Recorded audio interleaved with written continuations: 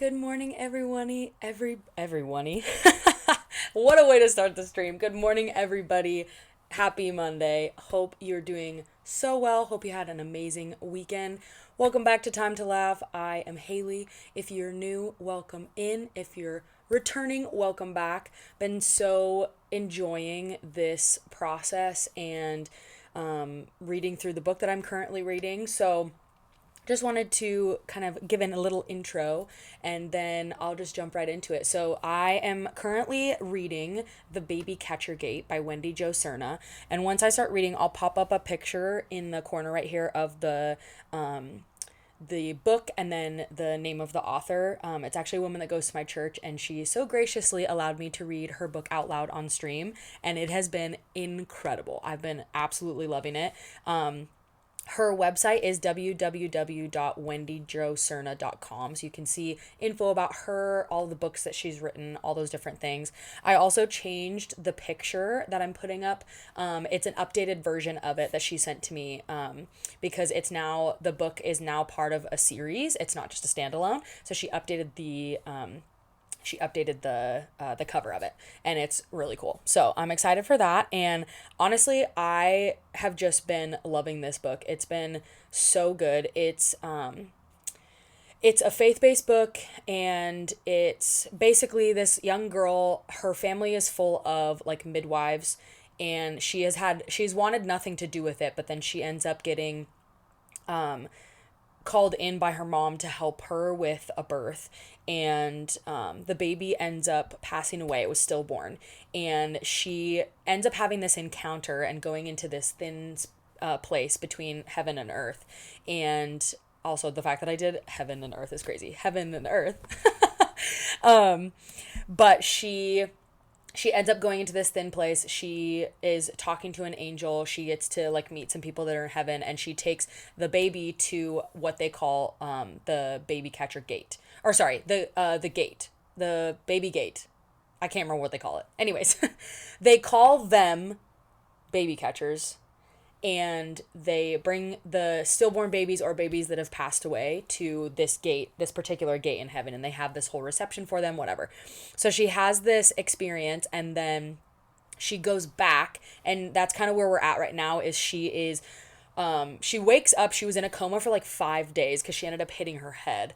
And when she wakes up, she can't remember things for a little bit, and then she ends up remembering all these things. And it's kind of a process that her mother and her sister take her through to remember all these things and get her to tell the story.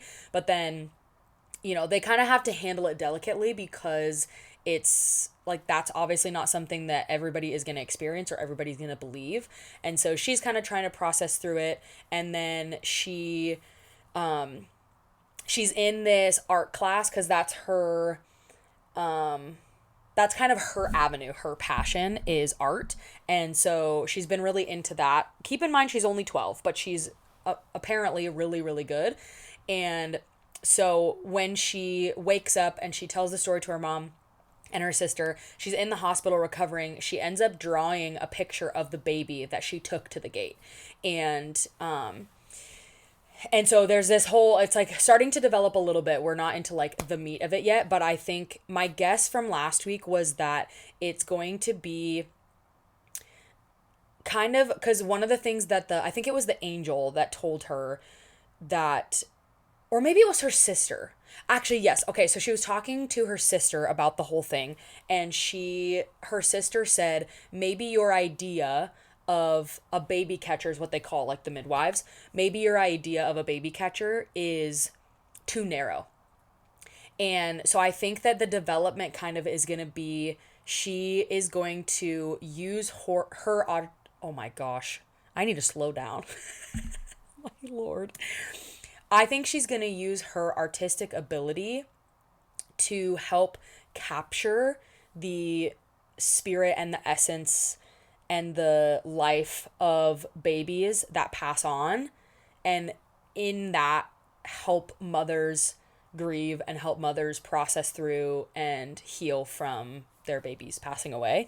So that's kind of my theory at the moment, and I'm on chapter 10. I still need to figure out a way. I would love to figure out a way to have a like a progress bar or something that's like on the screen while I'm reading, so that I can not maybe like every page, but just kind of like click when I'm on the next chapter or whatever, just so you guys can kind of follow along. I do it audibly right now, but if that would be something that would be helpful, let me know, because I'm trying to make it a little bit more engaging. Want to keep you guys updated on where I'm at and what I'm reading.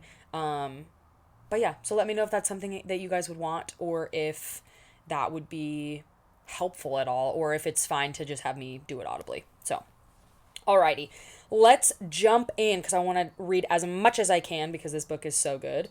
So I'm on chapter 10, and it's page 104 on my Kindle. And I'm just going to skim the last page that I read, just to kind of remember what I left off on and what I'm getting into. Because I'm absolutely loving reading this out loud, and I want to keep doing this because I think it's more engaging to read it out loud. Because the first couple streams I did, I was just reading in my head, and then I would have my out loud reactions, which I still do, but I like that by reading it out loud, you guys are able to follow along and also just listen to me, and it just feels like I'm reading to you, but hopefully it's a little bit more engaging and exciting than just listening to an audiobook, because I'm reacting and I'm sharing my opinions and talking to you guys about it. So let me know if you like it and if you want me to keep doing it, because I'm really enjoying it. So anyways, let's see. Okay, yes. So at the end of that chapter, her mom actually had the thought, because she had went to go visit the mother of the baby that the girl took to the gate, and the mom had the idea of seeing if the girl, why can I not remember her name? Oh my gosh. Oh, Pearl. Okay, yes. I remember now, because she said that she had gotten bullied for her name being weird and like an old grandma's name or whatever. So Pearl is the girl. She's 12, I think. She's the main character. Her mom asked her if she would be willing to share the story of the experience that she had with the mom of the baby that passed away. So the baby, Pearl learned in her thin place, or in the thin place, that the baby's name was Joseph. And so she drew Joseph, and now her mom is asking her if she would be willing to share the story with her. She says, and Pearl says, I guess, but I'm not so sure. Maybe she won't listen to me. I'm just a kid. And then her mom says, I know this is a lot to ask, but I can't think of anything else that would be more helpful for Violet than to listen to what God has done for her baby. She reached over and touched my forearm. You can keep your experience to yourself if you want, or you can use it to help others. It's up to you. I closed my eyes to think. Instantly, Gregory popped into my mind. He'd said I had work to do and people who needed me to be me. I opened my eyes and looked at Mother. Okay, I'll try. So now we're on chapter 10, page 104. Mother sat on my bed the next morning. Sleeping Beauty, she said, while brushing the hair back from my face. Time to wake up. I blinked, struggling to rise through my sleepy haze. She rubbed my back. It was a peaceful way to emerge from dreams into reality. I need to go to the hospital for a morning clinic, she said, when my eyes were open and focused. I've arranged for us to go out to the furnace farm at 1:30 this afternoon. I'll pick you up by 1 o'clock. Can you be ready to go? I nodded, ready to slip back into slumber. One thought kept me above the brink of sleep. As Mother got up to leave, I managed to mutter, Should I take the sketch with me? She stopped and turned back to me. Do you want to? What if she wants to keep it? Well, she might. Are you willing to let her have it? I'm not sure. It is her baby, but I like to be able to look at it. Mother came back and sat down next to me. How about this, she suggested. What if I take the sketch to work and make a color copy at the hospital? We have a high-quality copier in the main office. Let me talk to the secretary and see what she says, okay? I nodded and pointed to my sketch pad atop my dresser. She tousled my hair quickly before I snuggled back under the covers. I was out of bed, showered, and ready to go long before 1 o'clock. Once fully awake, I wondered if this was such a good idea. What if I just made things worse? What if Violet got mad that I saw her baby alive and she didn't? What if she got embarrassed or irritated that a 12-year-old helped deliver her baby? What if she thought it was my fault he was stillborn? My mind raced through all kinds of scenarios, none of them good. I tried to watch TV, but the talk shows and soap operas only fed my anxieties. too much drama. That is so real. I'm highlighting that. Oh my gosh. It's honestly been crazy as I've grown in my relationship with God. It's not crazy. It makes actually so much sense. But it is wild to see how much I feel the effects on my spirit when I am watching things that aren't very good. Like I was in a season of my life where I watched the first, I think, 2 seasons of the show Euphoria, and I wouldn't touch that with a 10-foot pole now, because I know how much that would affect my spirit in a negative way.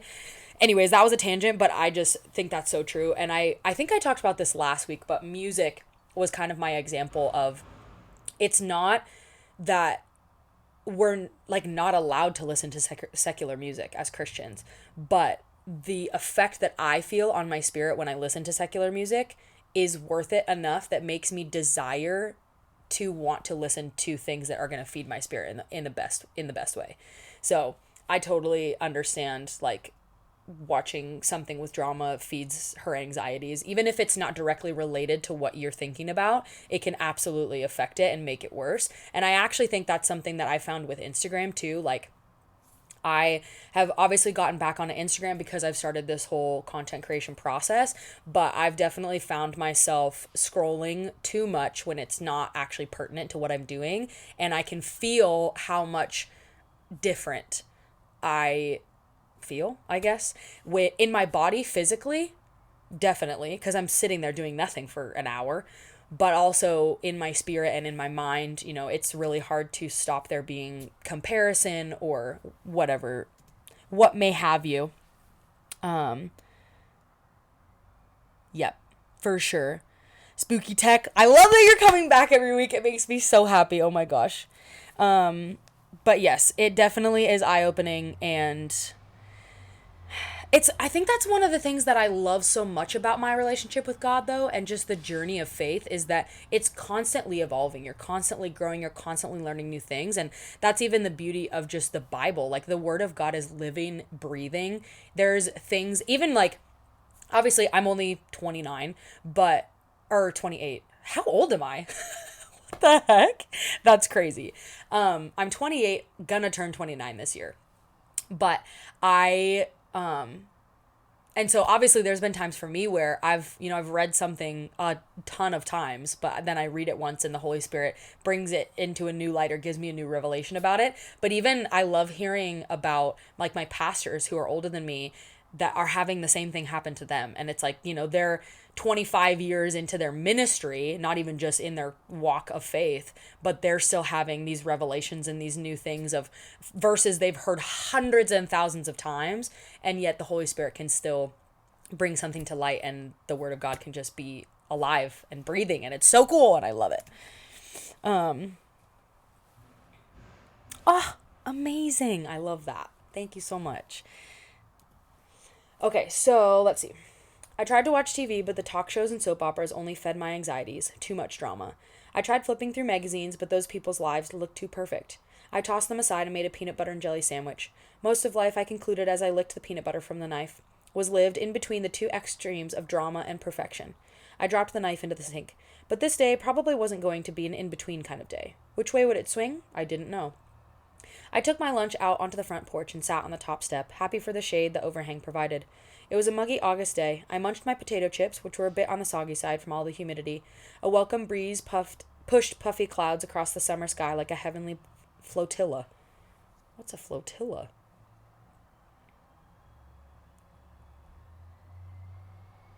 A flotilla of cargo boats. Oh, interesting. Also, that is one thing that I love about Kindle. Because, okay. So sorry. I'm going to go on another tangent really quick. I used to be a die-hard, like, would only read physical books because I love the smell, I love the feel. That sounded kind of crazy. But, if you ever, like, smell an old book, or, like, you walk into a library and you can just, it smells like books. That's what I mean. But anyways, but I love having the physical copy in front of me. I love being able to mark things and, like, God forbid I dog ear a book. Absolutely not. But I just like having the physical copy in front of me. And so I was like die hard, like, oh, I'll never have a Kindle, I'll never, whatever. But then I finally ended up getting one. And the main reason was because I read a lot of fantasy books. And I am also somebody that wants to take a book with me everywhere, like literally everywhere. Even if I know like 98% chance I'm not going to have time to read, I will still take one just in case. And because I'm reading fantasy books, or just most books in general, are pretty big. And so I was just like, one, they're heavy. Two, a lot of times they don't really fit in a bag. I'm not really a purse carrier, so it just makes it more difficult. And so that was the main reason that I got the Kindle, was just the convenience of it. But that is exactly what I got when I got the Kindle, because it's been so nice. This Kindle fits into my little like fanny pack that I have. It's kind of tight, but it fits, and I can still fit my phone and my keys in there, and that's all I really need most of the time. And so I have absolutely loved it. But I also love that I can, one, it can connect my Goodreads. So as soon as I start reading a book on my Kindle, it'll update that I'm reading it on my Goodreads. And then I can still highlight things, and that'll populate into my Goodreads notes, which I love, because if I'm reading a physical book, I put tabs in there and highlight things. But then I have to flip back through the book to like write down favorite quotes or whatever. Versus with my Kindle, I can just scroll through it on my laptop. Like I open my Goodreads and I can just scroll through my Kindle highlights, which I love. You can also add notes, which is awesome. And then I love that you can highlight a word and it'll give you the definition of it. So I do that a lot of times because I like to write down fun words. So anyways, that is the end of my tangent. Lord, please help me today. I directed my plea into the clouds. Help me make things better and not worse. And if you think this is a really bad idea, please tell Mother. I am willing to call the whole thing off. Our car pulled into the driveway as I finished my last-ditch prayer. Mother rolled down the window and yelled, "Let's go, Pearl!" She was sticking with the plan. I resigned myself to the task before me, and took my dishes back into the kitchen. She waited while I locked the front door. As I settled into the passenger seat, she pulled out a manila file folder and handed it to me. "Look inside. I think you'll be pleased," she said, putting the car into reverse. I buckled my seatbelt and opened the folder. Inside lay my original sketch and 2 colored copies. I held the original up next to the copy. Some of the texture of the original was lost, but the colors were accurate. Even Joseph's eyes shone with the blue I had worked so hard to capture. Mother glanced in my direction. "What do you think?" "Pretty good," I replied. "I got an extra copy for Susan. Don't you think she would like that?" "Yeah, she might." I hadn't told Mother about my last conversation with Susan. Maybe she knew more about Susan's struggles than I knew, as mothers usually do, but I wasn't going to risk breaching a confidence I had so recently gained by volunteering information. Love that. We were quiet for the rest of the drive, each locked into our own thoughts. 2 miles past the city limits, Mother turned the radio to the local news. We listened to the sports scores, the farm report, the stock exchange numbers, and Paul Harvey. I fantasized for a moment about hearing my story on his broadcast one day. The story of Pearl, her mother, the delivery of a baby one stormy night, and the rest of the story. Before long, we turned into the Furness Farm's long driveway. The day was bright and soft, nothing like the last time we had been there together. Oh my gosh. Also, I just realized that I forgot to put the overlay up with the picture of the book. LOL. Okay. Before long, we turned into the Furness Farm's long driveway. The day was bright and soft, nothing like the last time we had been there together. My stomach still tumbled at the sight of the house as we drove past the grove of trees. I truly had no idea what the rest of the story would be, but we were about to find out. Violet's mother, dressed in elastic-waisted jeans and a striped cotton blouse, stood in the back doorway, shielding her eyes and waving. I tucked a copy of the sketch into the folder and left the original and the other copy on the seat as I got out of the car. Mother strode toward the house. She carried a small briefcase she called her follow-up bag. I wasn't sure what was in it exactly, but I felt better knowing she was prepared. I still wasn't convinced my part in this scheme was the best idea, but I was in too deep to back out. As I entered the kitchen, Mrs. Furness's mother greeted me with a firm handshake. "Pearl, I don't think we were ever properly introduced the other night. I'm Mrs. Peterson, Violet's mother. I sure am glad to see you up and about. You look a whole lot better than the last time I saw you lying next to Violet in the ambulance. Wasn't sure what was going to happen to either one of you. Just said my prayers and trusted the good Lord to figure it all out. Come on in." I moved into the kitchen and set my folder on the table. Mrs. Peterson shut the screen door, leaving the other door open. She dabbed a finger across her beaded upper lip. "Hoping we might catch a breeze if we leave that open," she said. "It's real stuffy in here, and the one fan we got ain't working." I slowly soaked in the room's details. Everything appeared so different in daylight. It was actually a cheery little kitchen, neat and tidy. A wildflower bouquet arranged in a mason jar sat on the windowsill above the sink. The window was raised, and the checkered curtains puffed up and down with the hoped-for breeze. It didn't seem like the same room I had been in the night Joseph was born. Mother and Mrs. Peterson conversed in hushed tones, while Mrs. Peterson poured them each a cup of coffee. "Would you like some Kool-Aid, Pearl, or maybe a glass of water?" Mrs. Peterson asked. "Water would be fine," I replied. Mother winked her approval. We each took a seat by the table. A plate of snickerdoodles sat in the middle. "Help yourself," Mrs. Peterson said, pushing the plate across the table to me. "Baked 'em yesterday. They're Violet's favorite. Was hoping I might get her to at least take a bite." I checked with Mother. She nodded. I took one. "Thanks. These are one of my favorites, too." Mother shook off the offer with her hand. "No thanks," she said. "Coffee's good." I took a bite, but could barely swallow. My mouth was dry as a desert. I drank my water and set the rest of the cookie aside. Mrs. Peterson and Mother sipped their coffee. We sat silently. No eye contact. A tension lay among the three of us. I wasn't the only one wondering how it was all going to go. Finally, Mother spoke up. "Mrs. Peterson says Violet is much the same as yesterday. She still is refusing to eat and will only drink when urged to do so. She's been told you and I would be here this afternoon, and that you in particular have something special to tell her. She has not responded to this information, so what she has processed regarding our visit is unclear at this point." She paused. She sipped. She squared her shoulders. "I think it is best for me to go in alone at first. I'll check her vital signs. I will reiterate that Pearl is here. Hopefully I can get her to agree to listen to what she has to say. How does that sound?" I shrugged. I didn't have a better plan. "Give it a go," said Mrs. Peterson. Mother picked up her briefcase and went down the hallway to Violet's bedroom. She left the door open. I could vaguely make out her instructions to Violet as she took her heart rate, temperature, and blood pressure. Mrs. Peterson and I didn't talk. I took another bite of the cookie. Any other day, the sweet morsel would have been devoured, but my nerves had somehow deadened my taste buds and dried up my saliva glands. I took another swig of water. Mother finished her exam, but remained in the bedroom, talking to her client. Her tone shifted. It became less professional, more personal. She was doing all she could to reach Violet. The minutes dragged on, and still I heard Mother's tender pleadings. I was so entrenched in my eavesdropping that I jumped when Mrs. Peterson patted my hand. "So what's that in your folder, dear? Is that your artwork?" she asked. "Your mother tells me you're in an art class this summer. Mind if I have a peek?" I kept my gaze down. I didn't respond right away. She patted my hand again. "It's all right, dear. No need to show me. I was just curious." The wall clock ticked above us. A tractor rattled by on the highway. "Seems your mother's having a hard time of it," she says, swatting at a fly that buzzed above the cookies. She covered the plate with a napkin. "I've been so hoping maybe you two might get through to Violet. I haven't been able to. She's in a dark place, she is. Don't know how to reach her. It's a hard thing for a mother to watch her child suffer." Her focus drifted to the back bedroom. Tears swam in her eyes. "It's a hard thing to watch anyone suffer." I opened the folder and held up Joseph's picture. She turned to it and stared in bemusement. I had seen others react to the picture, but never with such utter bewilderment. She reached for the picture while pulling up her glasses, which hung from a chain around her neck. Placing him on the end of her nose, she examined the sketch like a surveyor poring over a map. "Where did you get this picture?" she asked, peering over the top of her glasses. "I drew it." "How? Were you copying a photo?" she said. I drew the sketch from memory." "From memory?" She looked back at the sketch, then back at me.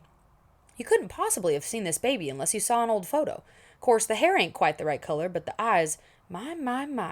"No," I replied. "I didn't see an old photo. I actually saw this baby." A trickle of sweat ran down my shoulder blades. "This is Violet's baby." Mrs. Peterson pulled her glasses off her nose and stared at me. Her look was so intense that it scared me. She put the glasses back on. She methodically examined the picture a second time. "Excuse me, Mrs. Peterson, but did you think the picture was of someone else?" She faced me and removed her glasses. They dangled from their beaded cord. Her face softened, and tears brimmed her eyes again, threatening to overflow. She reached for my hand and squeezed. "Did you know that Violet has a twin brother?" she began. "Vernon is his name. He lives about 2 hours west of here. He's been calling every day, checking on Violet. Wants her to come stay with him and his family. Anyways, when Vernon was a baby, he looked just like this here picture. His hair was real blonde, though, not quite so coppery. Maybe Violet's got a photo around here of the two of them when they were small." She scanned the photos stuck on the fridge. "If I can find one, you'll see what I'm talking about. Course, you won't be able to see the colors, seeing as those pictures are probably black and white. But believe me, when I say this color here," she pointed at Joseph's eyes, "this is the exact blue of Vernon's eyes." She gazed at my drawing and shook her head. "But you're telling me this is Violet's baby boy?" "Yes, ma'am, that's the truth." Footsteps sounded in the hallway. Mrs. Peterson and I turned our heads. Mother stopped in the doorway. She set her briefcase down on the counter and sighed. "I haven't been able to get Violet to respond at all, let alone agree to listen to Pearl. I'm sorry," she said to Mrs. Peterson. "I wish I could have done more." Mrs. Peterson took in the report with an understanding nod. The sketch of Joseph was still in her hands. She glanced from Mother to me. Our eyes met over the top of the drawing. "Would it be okay if I took your picture back to Violet?" she asked. "Yes, ma'am, if you think it might help." Mrs. Peterson stood up. She headed past Mother down the hallway, a hint of hope in her stride. Mother looked at me quizzically, walked to the table, and sat down. Want to tell me what that was all about? I recounted all that had happened while she was in the bedroom. She listened intently. Isn't that something? She said. Well, maybe a picture can do what 1,000 words couldn't. We listened for any response from down the hallway. Mrs. Peterson's voice was soft, but certain words were discernible, like Pearl, Sketch, Vernon, and finally an emphatic, Look, love, just look. All went quiet. Mother bowed her head and wrapped her hands around her coffee mug. Her lips moved in prayer. I found a good fingernail to chew on and stared at the flowers on the windowsill. Silently, I added my prayers to Mother's. It was nothing too eloquent, just, Help, Lord, please help. I returned to gnawing my nail. Sometimes it's all you need. A new sound filtered down the hallway, a sound unlike any I had heard before, at least not from a person. It was more like the sound of an injured animal, a low, pain-filled moan that came from somewhere deeper than a soul should ever have to go. The hair on the back of my neck stood to attention. My chewing stopped along with my heart. I glanced at Mother, wondering if this was good or bad. She lifted her head. It's okay. It seems your picture has reached her. Violet's moans grew in intensity until they became a wail. Not a siren sort of wail, but more like a raspy, bird-like wail. Mrs. Peterson's encouraging words mingled with her daughter's cries in a strange harmony. Okay, now, that's it, love, that's it. I'm here. I'm right here with you. Mesmerized by the intensity of the emotion spilling from the bedroom, I was suddenly embarrassed. It was a private moment, and I was an intruder. Mother sat quietly, her head bowed, lips moving. As a nurse, I knew she had seen her share of grief and suffering, but I was quite unused to the sheer force of it. Mother, I whispered. She raised her eyes. Are we in a thin place? I asked. A faint smile crossed her face. She nodded. Yes, sweetheart, we are in a thin place. God says he is near to the broken-hearted. So you can rely on this. Where there is sorrow, there is also an extra measure of God's presence. Do you feel the weight of the atmosphere in the house? I stopped and thought for a moment. She was right. The air felt heavy. I do feel it, I said. I thought it was only my nerves. I'm not sure I like it. Ooh. Wow. I've cried quite a bit while reading this book. In the best way, but it's real. Ugh, wow. That's so good. The raw emotions of grief can make us uneasy, but God is not put off by it, she continued. No, he comes rushing into these places, especially if we invite him. Times of suffering are a peculiar mixture of the depths of human pain and the breadth of divine love. God always wants to do something in these times. I've seen it over and over again. Do you know God is sometimes called the Comforter? Yeah, I've heard that before. Well, now you will see the Comforter in action, she said. We just need to wait and pray. The whole time we carried on our whispered conversation, the cries from the bedroom continued, along with Mrs. Peterson's constant flow of comfort. All at once, Violet cried out, My Joseph! Oh, my sweet, sweet Joseph! Shivers ran along my spine.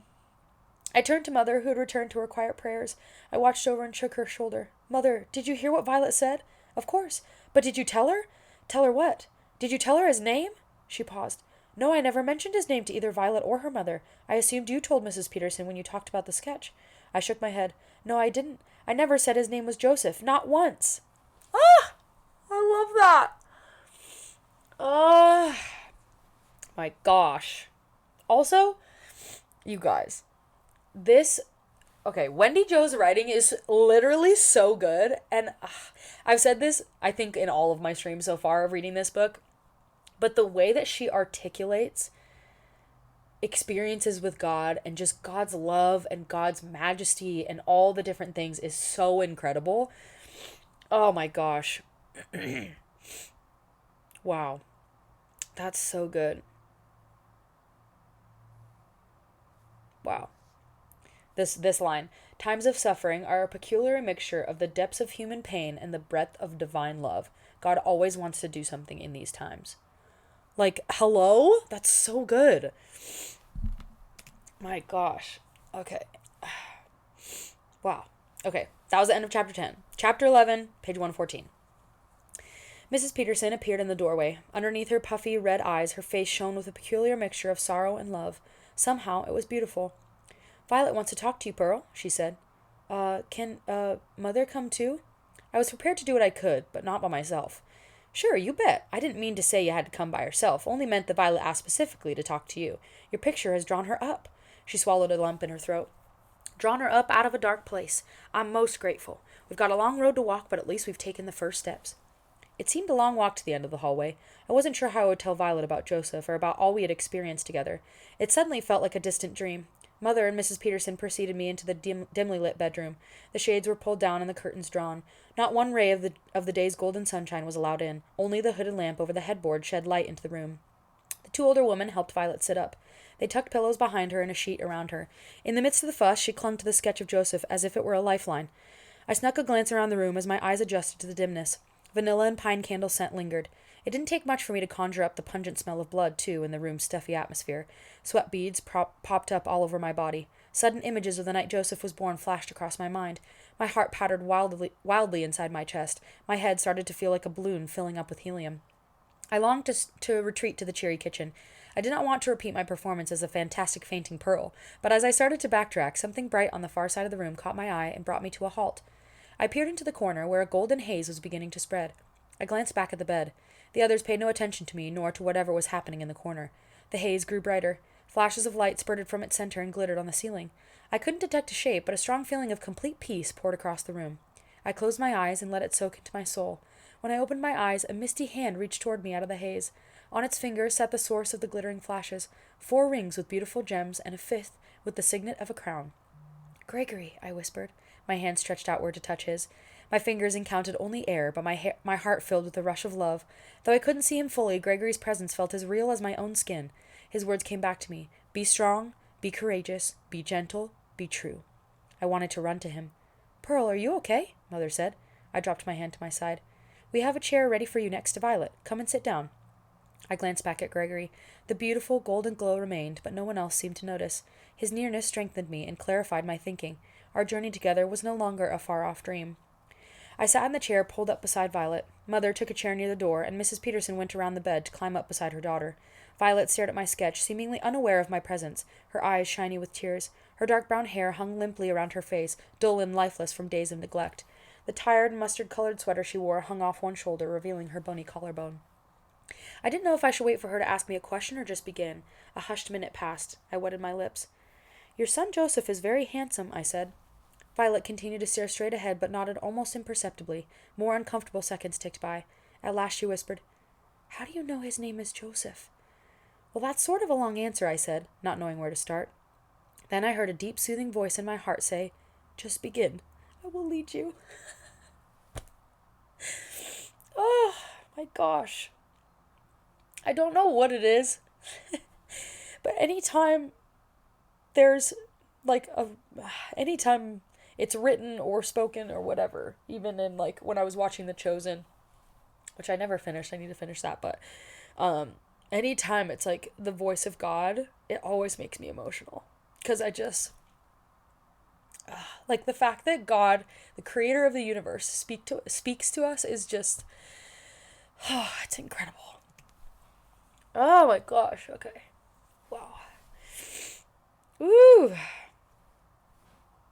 Okay, I need to drink water.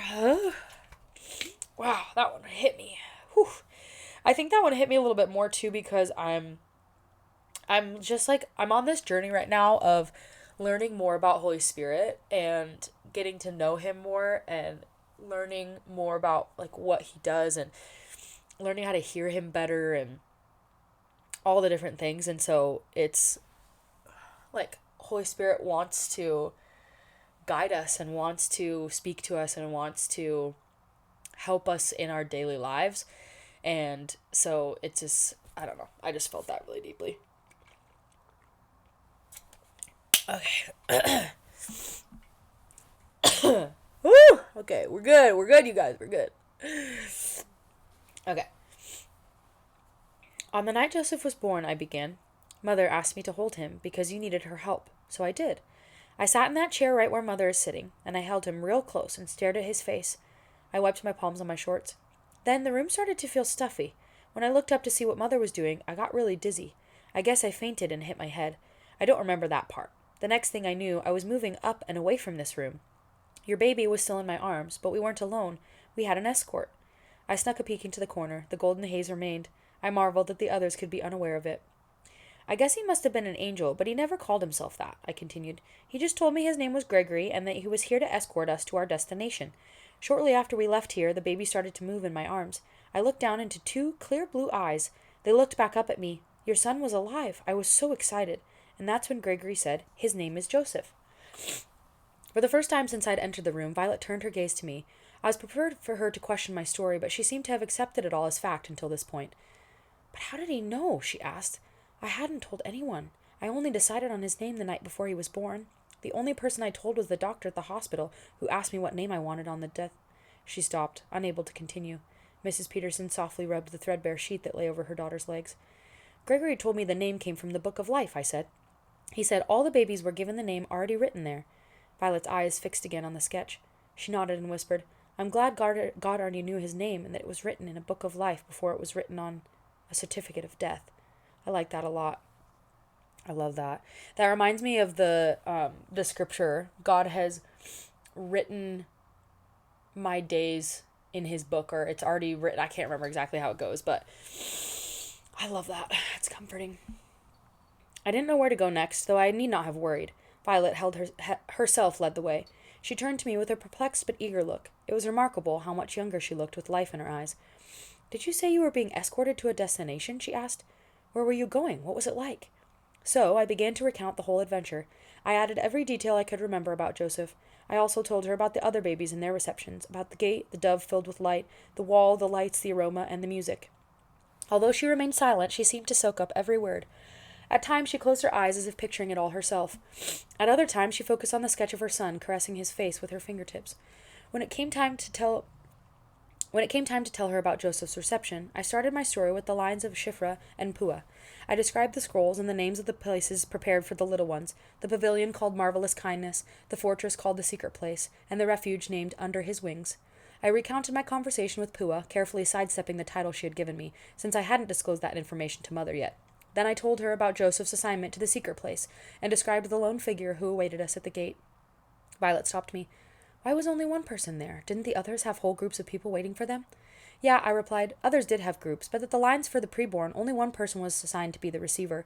Gregory told me it was so these little ones could be whisked quickly into their prepared places, where many people waited to care for them. I never got to meet those people. I just met the one lady who received Joseph. Her name was Margaret." I let my eyes drift to the corner. "Gregory said she was part of Joseph's family. She was so beautiful and sweet. I wanted to stay and be her friend forever."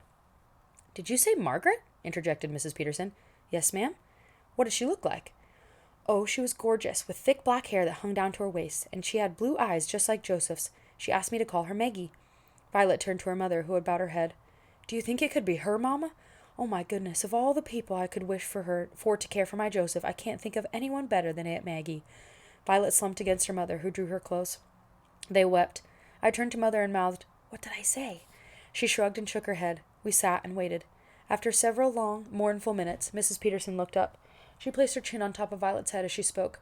"Well, that is something," she said. "That is surely something. I have had a younger sister named Margaret. We all called her Maggie. She had crystal blue eyes and long black hair that fell in waves down to her waist." She sighed, lost in memory. "What happened to her?" Mother urged her on. "Well, she was the baby of the family, a full 15 years younger than me. My mamma was sickly after Maggie was born, so I took that little baby under my wing. She became my special pet." A small smile broke through the pain on her face. "When I got married, Maggie came to live at my house. She was just 10 years old when my twins were born, Vernon and Violet. She was a great help. She loved those babies with her whole heart. She helped me feed 'em and change 'em and put 'em to bed. She didn't complain about having to spend her time taking care of 'em. It was as if she was born to do it." She stroked Violet's hair with her fingertips as she spoke. "No one could pull a giggle out of 'em the way Maggie could, and no one could lull 'em to sleep the way Maggie could. I thought for sure she'd grow up to be a baby nurse like your Mama Pearl, or maybe a preschool teacher or someone like that, but she never got the chance, never got to be all she was supposed to be." She took a ragged breath and paused. When she resumed, she spoke in a low, controlled monotone. "Maggie was 18 when we lost her to leukemia. 6 short months and she was gone. All her potential, all her beauty, all her joy, just gone. Lost forever." Her chin slipped off Violet's head. The two figures on the bed melted into a bundle of shared sorrow and comfort. I snuck a fleeting look at Gregory. A glint of light shot in my direction. I heard one word. Courage. "Ma'am, Mrs. Peterson," I started. "I'm sorry about your sister. I really am." I gulped down some air. "But, well, Maggie is doing exactly what you thought she would be doing. Gregory told me that only people who love to work with babies on Earth are chosen to receive the babies at the baby catcher gate. Maggie was chosen to receive Joseph, not just because she's a family member, but also because she's the perfect one to care for him. She definitely knows her job. Her potential wasn't lost, or her joy, or her beauty. None of it was lost. It's all just been, well, it's been relocated. I love that. That's so beautiful. Oh my gosh. That's amazing. I love that. I love okay, I obviously know that, like, there's some things that we know about heaven, but there is so much that we don't, and we're not going to know until we get there. And so I feel like there's always been, the question of, like, okay, do you stay the age you are when you die? When you are in heaven, like, you stay that age in heaven, or is everybody like all the same age or whatnot? Like, there's gotta be like jobs and stuff, but there's no like pain, there's no hardship, there's no all those different things. And so I love that it's like they're having this sorrow because they're, they lost her and she wasn't able to fulfill her purpose on earth. But at the same time, like, God created her for something, created her for that purpose. And so if we're in heaven where it's a perfect place, why wouldn't she be doing exactly what he created her to do on earth? It was just cut short. And I just love that. That's so good. Gradually, the mother and daughter drew back from each other. Mrs. Peterson wiped her eyes and nose with a hanky she pulled from her pocket. I plucked a fresh tissue from a box on the nightstand and offered it to Violet. I wanted to stay, I said to her. I longed to get to know your Aunt Maggie. With all my heart, I wanted to go through the door to the secret place and be one of those who cared for Joseph. But it wasn't to be. I looked down into my lap and pulled at the hem of my t-shirt, which had begun to cling to my sticky skin. I've wondered why. Why am I here and they're not? Why are they there and I'm not? I returned my gaze to Violet. I don't have the answers to those questions, but I think maybe by my being here with you today to tell you these things, maybe that's part of the why. The king wants to comfort you, and I think he's using me to do that. Violet's chin quivered. Fresh tears surged up and over. She shook her head. I don't understand. I thought I was being punished. She swallowed and took a ragged breath. Why would he want to comfort me, after all I've done? Shh now, Mrs. Peterson stroked her cheek. There's no need to go back over all that. She pulled Violet close. Remember what we talked about. You ask and he forgives. Ain't no punishment left to give. Violet nodded. I know, I just wish it could all be different. We all have those wishes, about some things in our past, Mother said. But dwelling on what might have been or could have been doesn't help. It just keeps us chained up to our pain and regrets.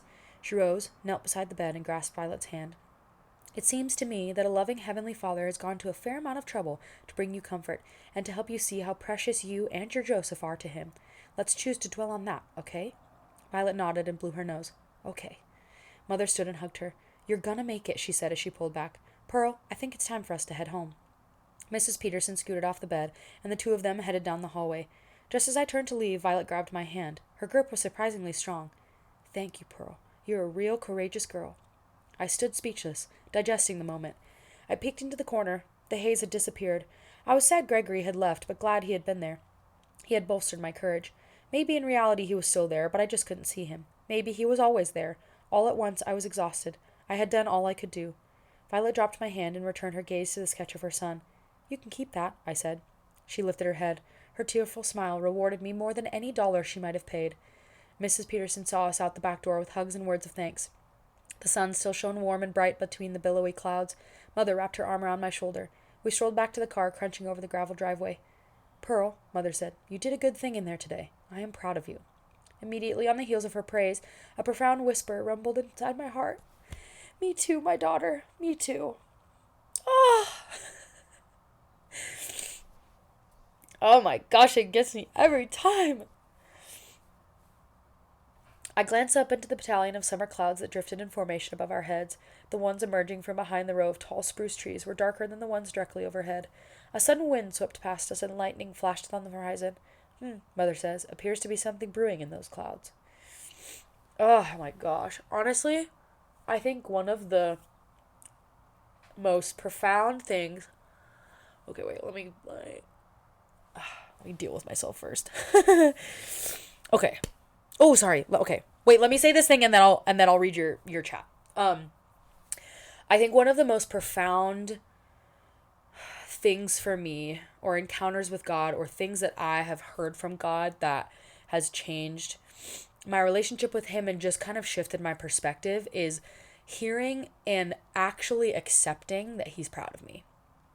because it's a thing that we're, I think, as humans, created to want. We're created to want acceptance. We're created to want, I wouldn't necessarily say validation, but love and all of those things. And as humans, it's easy to shift that from needing it from people, but really the only person we need it from is God. And I think that it's a profound revelation, because you're not only, I think when you're hearing it, it's one thing because you're able to actually have that encounter with God, but it's another thing to actually accept it, because I think that that helps you understand that yes, God is the creator of the universe, and his glory and holiness and majesty and all of those things are way over and above anything we could even comprehend. But at the same time, when you can accept that he is proud of you, it's it I think it shifts the perspective into like, but he's also my father. Like, yes, he's God, but he's also God the Father. And hearing that your father is proud of you is, I feel like, just an innate desire for all of us. And yes, we can hear it from our earthly fathers, but hearing it from our heavenly Father is just another level. So that's why that hit me pretty hard in that scene. But okay. I think how you are viewed in heaven is on a person by person basis. Yeah, that would make sense. I may think you may feel most comfortable in your 20s or 30s. Someone else will see you as when they meet you. Oh, yeah, interesting. Oh, that's an interesting concept. Children and children will see how you are most familiar. Oh, I kind of like that. That's kind of cool. It's kind of like I mean, even here on Earth, I feel like it's, people always say beauty is in the eye of the beholder, which is a whole different topic, but it's kind of like how you see yourself a lot differently than other people see you. It's even like the way that, like, when you see yourself in the mirror, it actually looks different than when you see yourself through a camera lens, or you see yourself in a picture or whatever, and then other people see you so differently. So I wonder if it's kind of like that, where, just like you're saying, where it's, you see what you're most familiar with, but they see themselves a little bit differently, and then other people see them differently. Interesting. That's kind of fun. I do think it's fun to hypothesize and just think about what heaven is going to be like, because it's kind of exciting. But also, I think that getting too deep into like the theology of what it's going to be and having like arguments over the here and there of heaven is like, why would you do that? Because you're not going to know until you get there, so just let it be. Anyways, okay, that was chapter 11, I believe. Now here's an interlude with William. From across the strip of jade green lawn, I observe William and his classmates on the grand stairway in front of the great hall. A group of 20 or so scholars are gathered around a stately figure I immediately recognize as Jacob, the patriarch. He must be telling an engrossing story, for the teenaged boys and girls all above their heads tilted toward him like hummingbirds sipping from the nectar of a flower. Suddenly his hands fly upward in their midst, and the group breaks into spontaneous laughter and applause. I smile at the sheer pleasure of seeing my son engaged with one of the eminent teachers of all time and eternity. Is there a greater joy than this, to watch your child walk in truth? Perhaps there is, or at least one equal to it. My mind slips back to that moment of discovery, the inexplicable joy, the overwhelming love, the instant bond with the son I never knew I had. The scene plays out again in my mind's eye. All the family and friends gathered before the gate at my reception, reunion after reunion, until from the back of the bunch came Grandmother Edna. A small blond boy was clinging to her hand.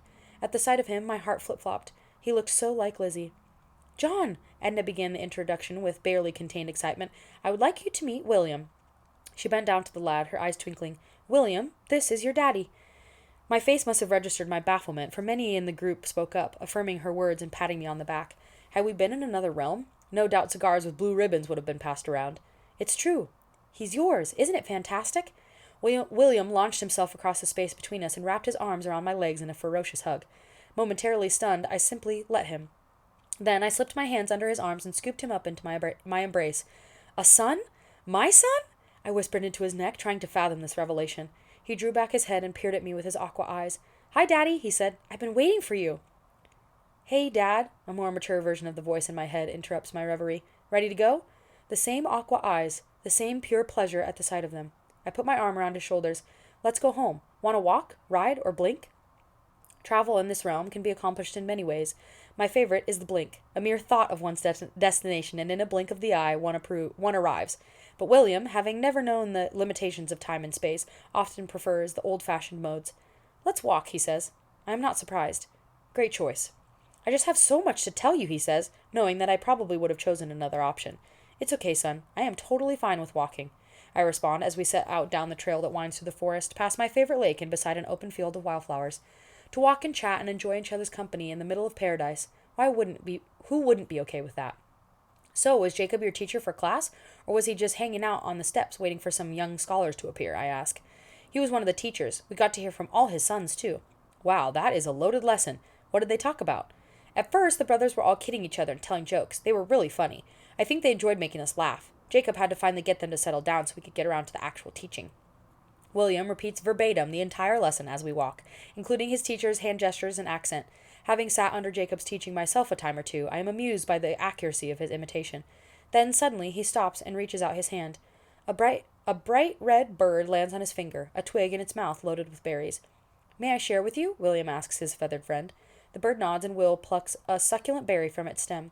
Want one? He asks me as he harvests another. Sure. I plop the berry in my mouth. The bird takes flight. Thank you very much, Will says to its retreating form. We walk in silence for several paces along the softly carpeted forest, under the aromatic pines and cedars. It's hard for me to imagine, Will says. What's that, buddy? That animals could be terrified of us and us of them? Here, that is hard to imagine, but there, things are a little different, I say. It has become one of the themes of our walks, William's curiosity about how things operate on Earth. It isn't like he wants to leave his heavenly home, but there is something in his humanity that longs to connect with the everyday experience of life on the planet. I almost envy him, if that emotion were even possible in this sphere, for he is blissfully ignorant of the darker side of mankind. He has never suffered an illness or trauma or tragedy. He will never know abuse or catastrophe, loss or lack. Grief, death, and dying are only concepts taught in his Humanity 101 class. Yet I have to admit, in the knowing of such things, experientially knowing, there is an undeniable bond formed, a commonality, a compassion, a comfort. Know what else is hard for me to imagine? Will continues. I shake my head, wondering where his inquisitiveness will lead us next. What it's like to have siblings. Well, that isn't something I'm very well versed on, son. I was an only child, as far as I knew. Wasn't until I arrived here that I met my siblings. It was almost as big of a surprise as meeting you. Normally, a reference to our first meeting would get him to smile, and we would engage in a lively reliving of our first meeting. But not this time. I guess listening to Joseph and Reuben and Benjamin and Judah and all those guys got me thinking about it, he says, shuffling his feet over the soft moss. I mean, I know that everything between them wasn't perfect while they were on the planet, but they sure seem to love each other now, and the stories they tell of everything they went through, well, it makes me wonder what it would be like. What they're like. You mean Susan and David and Pearl? We've been down this rabbit trail before many times, but like a kid with a favorite bedtime story, he never seems to tire of it. Tell me again. And so I rehearse for him all the qualities I can remember about his older and younger siblings. I don't mind. It is a pleasure to speak of them with someone as eager as I am to love them. Stories about Susan and David flow from the archives of my heart fully and freely. What about Pearl? He asks, as always. And as always, I scramble to fill in all the details I can remember about the baby girl I left so soon. No less precious to me, just less known. I don't know what it is, Will ponders aloud, but for some reason I feel most connected to Pearl. Why do you think that is? Maybe because she's your baby sister. Sometimes big brothers can be very protective. That's what Reuben said. Guess he sort of stepped in to save Joseph's life. And Joseph, in turn, became the person who saved all their lives during the Great Famine. Funny how that all works. What's that, buddy? How the younger kid gets chosen to rescue the older ones. I nod. I think the king delights in shaking up human concepts of who can do what. That's real. I love that. Oh, good morning, Sklo Gamer. Welcome back. Well, I'm glad that you are here today. I'm excited to have you in.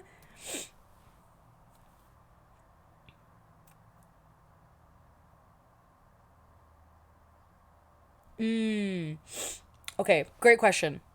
For the short stories, I think it's not that if they're too short, it bugs me. I think it just is, one, I'm not super used to reading short stories, and so when I'm super used to reading long novels, it feels like it's so short because it's obviously a short story. But I also think with short stories, it is difficult to like get into a concept and fully kind of hash out everything. And so with that short story, the only thing that like upset me about it, I guess, not even upset, but like that I was kind of like stuck on, is that it just gave me so many more questions as to like the origins of things and what was going to happen next and all that kind of stuff. So that was the only reason where I like, it was like, oh, it's so short. But again, that's, it's a short story, so it's supposed to be short. But I think because I'm so used to reading novels, it just is so different for me. So that was the main thing, I think. Okay. Oopsies. I think the king delights in shaking up human concepts of who can do what. We walk out from under the enormous cedar trees onto the stepping stones that led around the lake. My bench, or what I've come to call my bench, is just around the bend. Up for a race? William's eyes light up. To the bench, he asks. First one there gets to choose what's for dinner, but no blinking, okay? Okay. Ready? Set? Go! We speed down the path, our feet barely touching the smooth cobbled path. I run with all my might to keep ahead of my growing boy. This race is not an automatic win anymore, and I revel in the joy of this, too. My son is becoming a man. How that is even possible in a realm beyond time is one of the many mysteries I have yet to solve. As we reach the final stretch before the bench, I am only slightly ahead of him. Will lets out a piercing whistle and lifts his arms. Then two of his mighty feathered friends lift him up and whisk him to the bench ahead of me, where he stands with a grin as I trot the final few yards. Hey, no fair, I remark, pulling to a halt next to him. You said we couldn't blink. You didn't say anything about calling for assistance, Will says. I laugh. True enough. I think I'd like Mazimbaki food tonight. Mazimbaki? Again? It's my favorite. I can't blame him. It's a variety of food found only in heaven, and it is just that. Heavenly. Fair enough. Mazimbaki it is. He grins triumphantly, gives a brisk, satisfied nod, and heads down the path toward home. Dad? He says over his shoulder. Yes, son, I reply, wondering what else is brewing in his curious mind. He turns to face me. Jacob said there's a ladder that reaches from here into the heavenly realm where angels ascend and descend. Do you think humans could go up and down on it too? Do you think maybe we could? Dang. That's a deep question. Okay, so the chapters themselves are obviously following Pearl and her journey on Earth. And then there's interludes that then go to her family members that are in heaven. So John is her dad. He died in a car accident.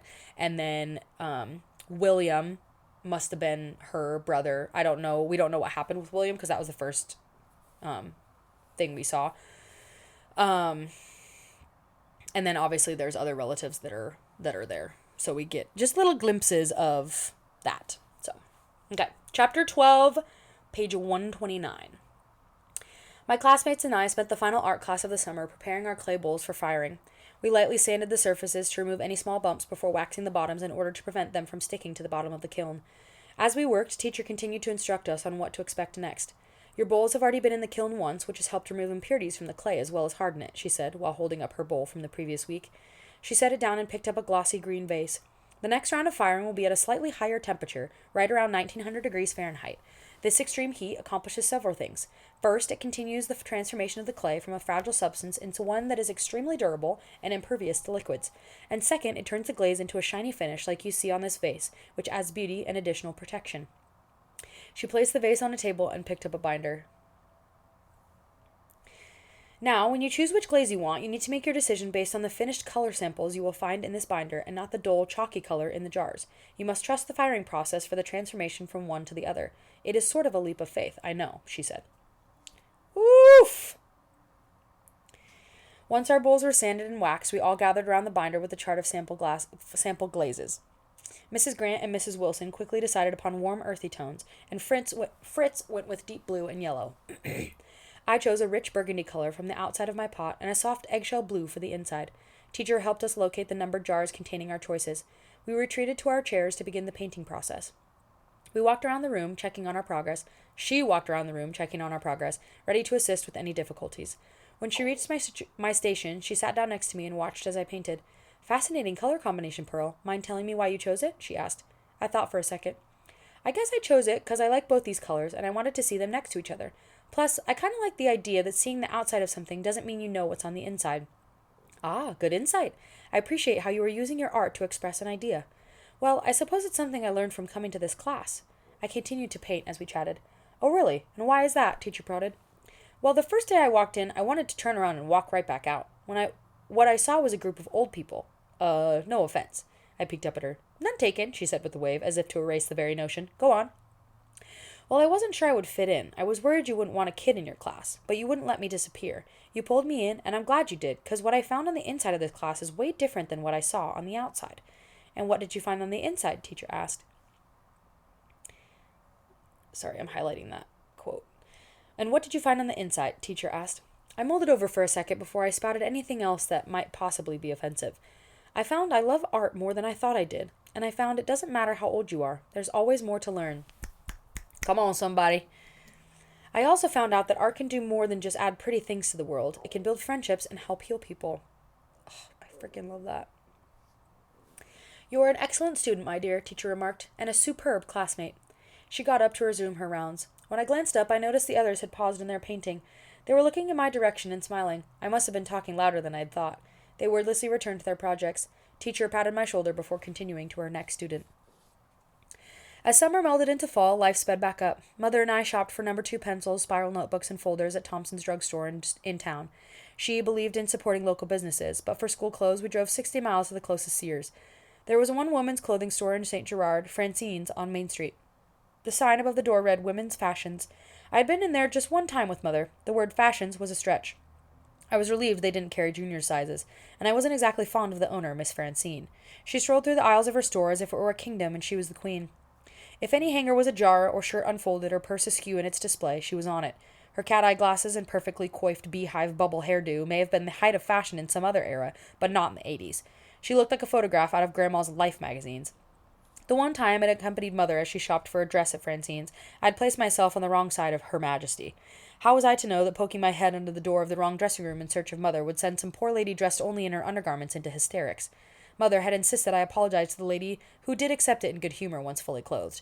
But Miss Francine had not been so easily soothed, even though Mother had bought a dress she wasn't crazy about in an effort to keep the peace.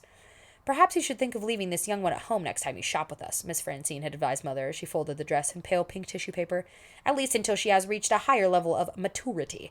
She'd articulated the T in maturity with regal airs. Low-key, not a fan of people that say mature. Well, okay, not a fan of the people. Not a fan of that pronunciation. Maturity. Perhaps. Oh, wait, I already read that, sorry. Actually, I'm going to read it again. Perhaps you should think of leaving this young one at home next time you shop with us, Miss Francine had advised Mother as she folded the dress in pale pink tissue paper, at least until she has reached a higher level of maturity. She'd articulated the T in maturity with regal airs. Either I had not yet reached the desired level of maturity, or Mother simply no longer felt the need to support that particular local business. Whatever the reason, we were both content to shop at Sears. It wasn't exactly high fashion, but at least it resembled what my friends and I saw in magazines, and it was where everyone else bought their school supplies. And it was where everyone else bought their school clothes, except Mel. She and her mom drove all the way to the cities to shop. Amid this normal back-to-school activity, something deep inside me felt different. I was still only 12 years old. I still lived in the same house, on the same street, in the same town, but my view of who I was and what was important in life had been altered. That is what encounters with God will do with you, and it is awesome. I'm putting a note in here. That is what...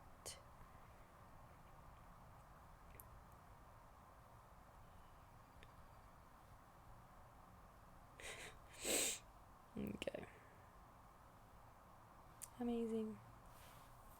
It was uncomfortable at times when I hung out with my friends, not because they were weird or different. They were the same. I was the one who had changed. I didn't care so much about the latest album or style of jeans or newest hairdo or cutest boy.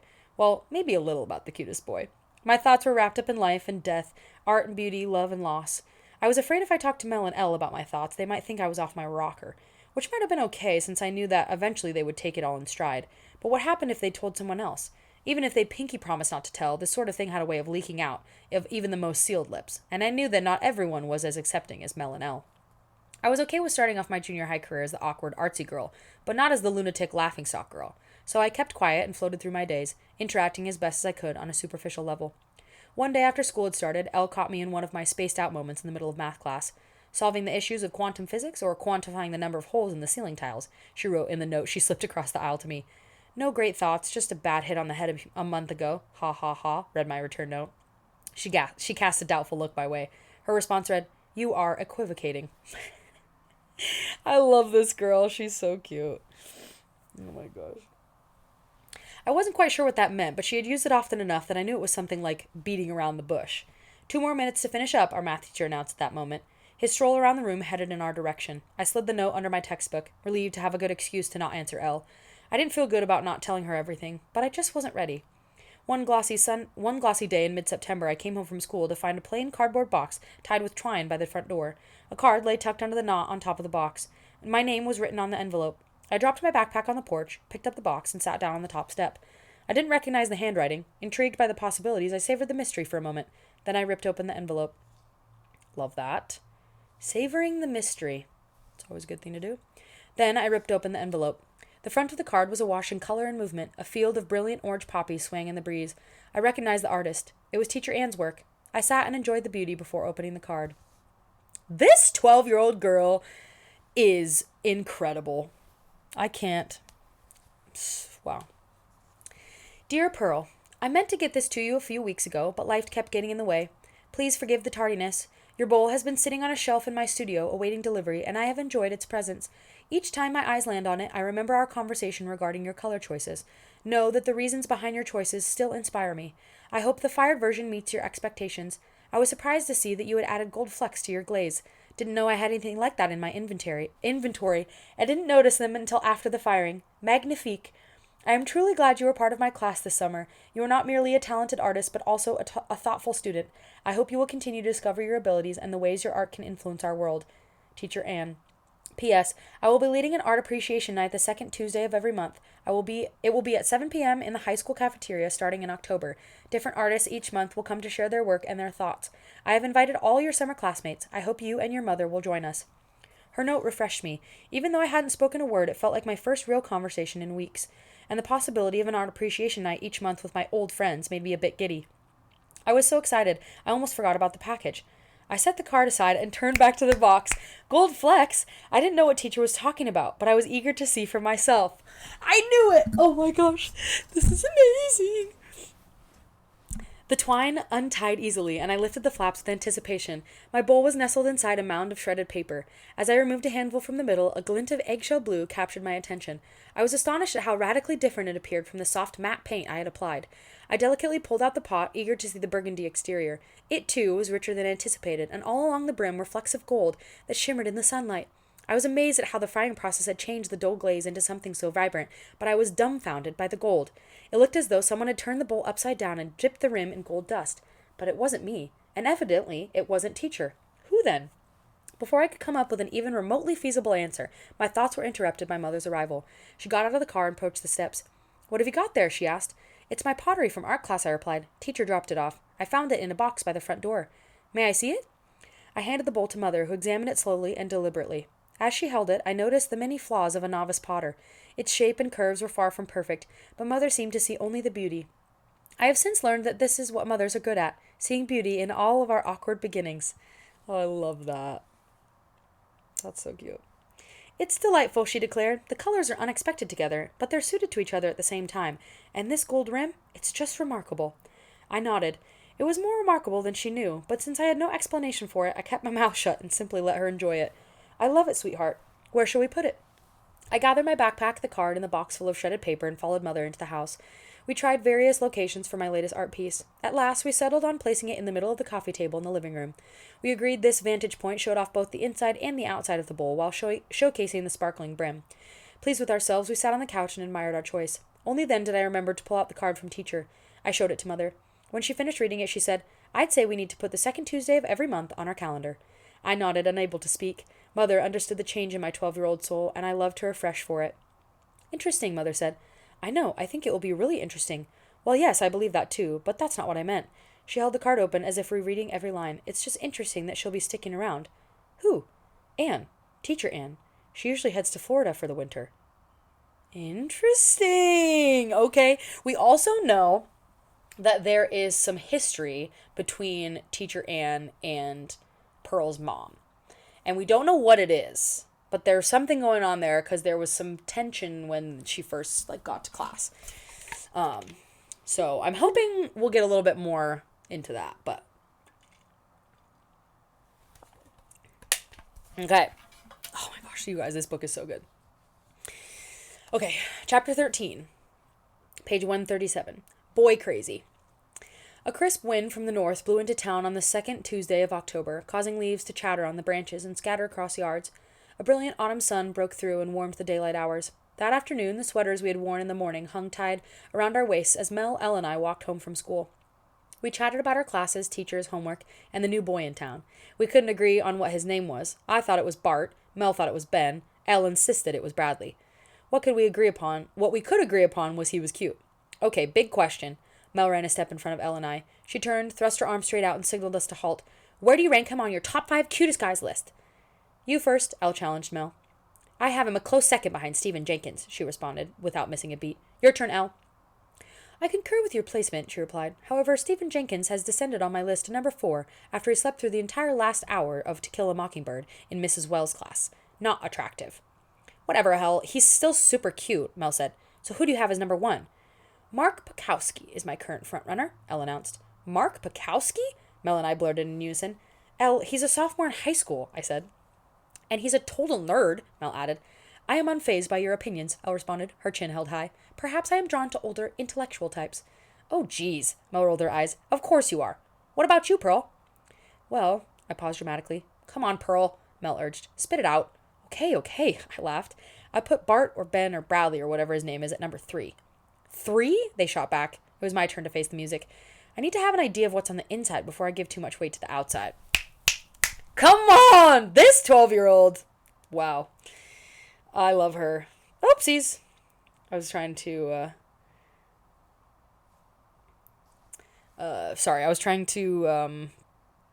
highlight it. I started just clicking on the pages. This is true, Elle agreed, but I am willing at this point to overlook a few internal flaws based on the excellence of the external presentation. Mel and I stared at her and burst into laughter. Sometimes, Elle, Mel gasped, you really crack me up. When we recovered our breath, Elle held up her pinky finger and said, Let us make a solemn pact before we part ways. Mel and I lifted our pinkies too, shoulders back, faces constrained from further laughter. Okay, what's the pact, I said. We agreed to compare notes about any internal personality factors or other pertinent details regarding Mr. Bradley Ben Bart that come to light with the other members of this pact, she declared. Agreed, Mel and I replied. We took turns pinky shaking and resumed the walk home. Mel and Elle turned left onto Kent Street. See you tomorrow, they echoed over their shoulders as they went. I smiled as I walked the last few blocks solo. It was nice to be absorbed by normal 7th grade matters. My mind wandered back to the new boy. We didn't get too many new families moving into town. I wondered why they would come to St. Gerard of all places. Mel and Elle would probably find everything out before me. Elle had more classes with him, and Mel was more aggressive in her investigative tendencies than I was. Maybe nosy was the proper description. I walked into the house and headed straight to the kitchen for a snack. As I opened the fridge, I glanced at the calendar on the corkboard next to it. Until that moment, I had somehow forgotten that it was the night for the first art appreciation gathering. Excited by the reminder, I grabbed a granola bar and settled at the table, determined to finish my math homework before supper so I could fully enjoy the evening ahead. This was more difficult than I anticipated. My mind kept flitting backward to a certain boy and forward to the night's event. I finally solved the last story problem just as Mother came through the door. Tonight's the night, were the first words out of her mouth. Are you excited? For sure, I responded, reluctant to tell her I had actually forgotten about it. I am truly looking forward to it, she said. Let's get some supper and then we can get ready. As we ate, we speculated as to who the speaker might be and what sort of art we might see. We finished up, cleaned up, and spruced up before heading out the door at 6:45 p.m. Several other cars pulled into the high school parking lot at the same time we did. We had to sneak through the rows, searching for a vacant space to park. I hoped all the cars weren't just there for a wrestling match or something. We hurried through the nippy evening air into the school and followed the Art Appreciation Night signs that pointed toward the cafeteria. The hum of human interaction and the aroma of coffee enticed us onward. As we entered the cafeteria, the far wall grabbed my attention. It was covered with an array of photography. People were already walking up and down the wall's length, viewing that artwork. The round cafeteria tables were dressed up for the occasion with white tablecloths. Sprays of multicolored fall leaves encircled wooden bird houses served as centerpieces. Mother unbuttoned her woolen coat, but I kept my jean jacket securely fastened. The jacket really wasn't warm enough for the night's plunging temperatures, but I insisted on wearing it. Mother had muttered something about paying a price for fashion as we had gone out the door. I was beginning to understand what she meant. I was chilled to the bone from the short walk from the parking lot to the school. I searched the room for Teacher Anne. She was standing in the front near a podium speaking to a young man. They were engrossed in what appeared to be a sound system issue. Real. I scanned the rest of the room, hoping against hope to find one or two kids my age in the crowd. There was one table completely occupied by high school students slouching in their chairs. They already looked bored. I recognized Mr. Lamore, the new young art teacher who sat in their midst. He was hard to miss. No other guy in town wore a ponytail or a pale blue sports coat with shoulder pads. He was engaged in conversation with the female student I recognized as the artist who, according to the local paper, had designed the homecoming button several years in a row, an honor I hope to inherit one day. The rest of the class appeared to be in attendance solely due to a few promised extra credit points or some such bribe. At the table next to them, a group of young mothers sat drinking coffee and nibbling on cookies, engaged in small talk. Two of them had infants swaddled across their fronts in a sling-like arrangement. Two were noticeably with child. One woman at the table, whose head stuck up several inches above the rest, was talking to no one. When she turned to pull something from the purse slung over the chair back, I recognized her. It was Miss Wells. She was my English teacher, as well as the girls' volleyball and basketball coach. I liked her a lot, but for some reason I didn't want to go and say hello. It was always weird to see a teacher outside of school hours, being forced to deal with the fact that they had lives beyond the confines of the classroom. "I'm going to grab some coffee," Mother said, interrupting my people-watching moment, "and then I'm going to say hello to Dr. Brown over there." She pointed to a table on the far side of the room where my doctor sat at a table, studying a flyer of some sort, his tweed blazer accessorized with a natty gold pocket square. The only other person at the table was Coach Spencer, the junior high PE teacher, whom I barely recognized without his sweatsuit. His hulking figure was stuffed into a plaid dress shirt that looked like it might burst at the seams with any sudden movement. It was surprising who showed up to an art event. Even Mr. and Mrs. Schmidt were in attendance. "Do you want to come with me?" Mother asked. Dr. Brown seemed much more approachable out of his doctor regalia, and I might have gone with Mother, except at that moment another person sat down in one of the vacant chairs at his table. It was Miss Francine. "I think I'd prefer to go see the photographs," I replied. Mother smiled knowingly. "Okay, I'll let you off the hook." She headed toward the refreshments before embarking on her social call. I almost followed her. Oh my gosh. The dessert plates were piled high, but the possibility that she might change her mind and prod me to go with her overruled the temptation. I walked straight across the room to the display wall. My decisive discipline was rewarded several minutes later when Mother caught up with me and offered me an oatmeal raisin cookie. "Thanks. How's Dr. Brown?" I asked. "Good. He asked how you were getting along." "What'd you say?" "What do you think I said?" "I don't know. Sometimes you still treat me like I'm a fragile doll or something. You're always hovering," I said. "It's called being a mom." I told him you were just fine. "And Miss Francine?" I poked. "Did she ask how I was doing?" "Honestly, Pearl, give Miss Francine a break. I'm sure she's a lovely lady. Most of the time," she said. "Now, let's enjoy these pictures." We stopped in front of a collection of photographs arranged to form a human face. I bit off a chewy chunk of cinnamony goodness as I pondered the display. Each photo captured a small part of a person's face, an eye, a nostril, an eyebrow, a cheek, a lip. Clearly, the photos represented separate individuals because a variety of skin tones, eye colors, and hair types were evident. Yet when they were all fitted together, they formed one large and surprisingly attractive face. Suddenly, the PA system squawked loudly, causing people to jump and laugh nervously at their own startled responses. Teacher tapped the microphone, and the young man next to her adjusted the knobs on an amplifier. "Why don't you all grab a seat, and we'll get started in just a moment," Teacher Ann said. As we headed to the tables, a familiar voice cried out, "Pearl, come join us over here!" Mrs. Wilson stood next to one of the tables, beckoning us with a wave. Already seated at the table were her husband, Mr. and Mrs. Grant, and Fritz. They had saved 2 chairs for us, and we gladly took them as we shared our greetings. "Ladies and gentlemen, welcome to the year's first Art Appreciation Night," Teacher Ann began. Several in the attendance applauded. "I am pleased to see you all here." She paused to allow the hubbub of people getting settled to subside. "You are in for a special treat tonight. I see many of you have already been enjoying our guest speaker's work, and you'll have time after his talk to enjoy it some more. But right now, let me introduce you to our artist. His name is Scott Stewart, and he is a professional photographer." She donned a pair of magenta reading glasses and glanced down at a piece of paper in her hand. He earned a Bachelor of Fine Arts degree from Fulton Institute of Art and Design in Boston, Massachusetts, where he received instruction from some of the top professionals in the field of photography today. Last year, he was awarded the Kenton Case Award for Excellence in Photography by the American Photography Association. He recently relocated to the cities, where he has opened a studio and a school of photography. She removed her glasses and looked back out over the crowd. "You may recognize him, since he graduated from this very high school in 1975. We are extremely proud of his accomplishments and pleased he could join us. Of course, it was serendipitous his father's 50th birthday party was this past weekend, which helped draw Scott back up into the north woods. All I had to do was convince him to stay a few extra days and bring along samples of his work." The crowd laughed appreciatively. "As you listen to Scott and the journey he has taken with his art, I hope you will find more than just a talented photographer, although he doubtless is that. I hope you will also find a young man with a heart to use his talents for good. So let's give Scott a warm hometown welcome." Woo! Applause broke out, and Teacher moved back to her table at the front. She scooted her chair around to face the speaker. As she did, I caught a glimpse of who was sitting next to her. It was Bradley, or Bert, or Bart, or whatever his name was. He sat at Teacher's table next to a woman I assumed to be his mother, based upon their similarity in appearance. He wasn't slouching or sulking like the high school boys at the table next to him. He sat forward in his chair, his elbows on the table, and eyes focused on the guest speaker. Oh my gosh, are they going to be together? I also have no idea how much he's going to grow up through the course of this book, so who knows. He sat forward in his chair, his elbows on the table and eyes focused on the guest speaker. I missed all of Scott Stewart's opening sentences as I strained to get a better view. Mother tapped my shoulder and redirected my attention to the speaker with her eyebrows. Outwardly, I switched my focus. Inwardly, though, my mind remained fixed on this latest addition to the night's agenda. At least, my night's agenda. However, Scott Stewart had an appealing way of talking, and soon I was absorbed by his tale. It didn't hurt that he was handsome, despite a nose that appeared to have been broken a time or two. He described his journey from our small town to the big city of Boston, driven by his love for photography. As a kid, he had dreamed of becoming a professional hockey player, explained the nose. In high school, he was recruited by several universities before a knee injury sidelined him at the beginning of his senior season and crippled his hopes. I was completely devastated at this turn of events, he confessed to us, and I struggled to make sense of it. I went through months of physical therapy hoping to recover my former abilities, but I never quite got there. Didn't lace up my skates the entire season. It was during this time I began to focus on photography. I was already on the school's yearbook team as a photographer, but when I was sidelined by my injuries, I got the opportunity, however unforeseen or undesired, to expend more time and energy taking pictures. He paused and looked intently at the people seated at the table next to Teacher Anne. Before I go any further, Scott said, I really need to acknowledge some of the people who encouraged me and cheered me on through some of these tough times. First of all, my parents, Andrew and Ellen Stewart. He pointed to them, and they raised their hands and waved. And of course, Coach Libby and Mr. Johnson, who are both still teaching right here. They too stuck up a hand and waved. Truly, I owe such a debt of gratitude to each of you. Thanks for being here tonight. He walked over, gave his dad and mom hugs, and shook the hands of his teachers. The audience applauded. The new boy turned around to follow Scott's movements. As he did, our eyes met across the room. He smiled. I wanted to smile in return, but my face was paralyzed.